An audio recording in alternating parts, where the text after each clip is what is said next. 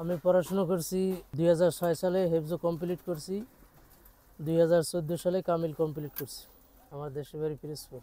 বর্তমানে আমি একটা মসজিদের সাভার ক্যান্টনমেন্টের সাথে মসজিদে মুয়াজ্জিন হিসেবে আছি।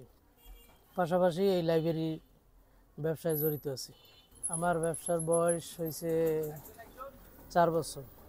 হাতে তেমন ক্যাশ ছিল না, হঠাৎ দোকান পাইছি তো।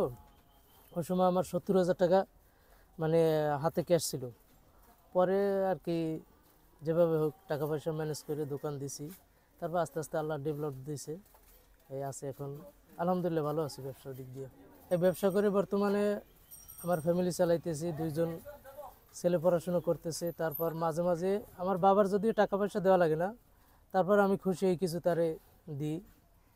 হ্যাঁ, এইভাবে চলতেছি আলহামদুলিল্লাহ। যা চালায় আল্লাহ ভালোই চালায়, শুক্রিয়া।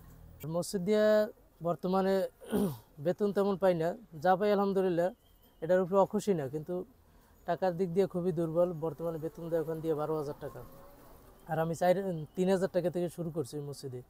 ওখান থেকে বর্তমানে এখন 12,000 টাকা বেতন পাই, দিয়ে হয় না সম্পূর্ণ। তারপরে পাশাপাশি আর কি এটি করতেছি। ব্যবসার শুরুতে আসলে ওই সময় তেমন চালু ছিলাম না, বুঝতামও না। কিছু হয়েছে আর কি, ব্যবসা কিছু লস হয়েছে। তারপর আলহামদুলিল্লাহ আস্তে আস্তে আগাইতেছি। ইমোজি না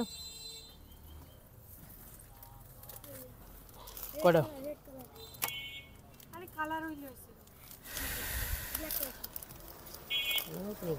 ব্যবসা শেখা পুরানোই। আগে আমার আব্বা লাইব্রেরিয়ান ছিল অনেক বছর, প্রায় 40-45 বছর লাইব্রেরিয়ান ছিল, এবং পিরোজপুর জেলার যে পিরোজপুর জেলার লাইব্রেরি সমিতির সভাপতি ছিল আমার আব্বা, অনেক বছর ছিল। ওই থেকে তার মাঝে তার দোকানে বসতাম এবং বেচা কিনে করতাম, আসা যাওয়া ছিল, ওই হিসাবে আর কি কিছুটা জানা ছিল। তা আলহামদুলিল্লাহ সবাই দোয়া করবেন, সবার কাছে দোয়া চাই। ব্যবসার মূল উদ্দেশ্য হয়েছে হালাল পন্থায় থাকা, যাতে আল্লাহ হালালের উপরে রাখে এবং সততার উপরে রাখে, এবং 5 ওয়াক্ত নামাজ জামাতের সহিত আদায় করতে পারি। ওই জন্য সবার কাছে দোয়া চাই, যাতে আমি সততার সহিত ব্যবসা করতে পারি।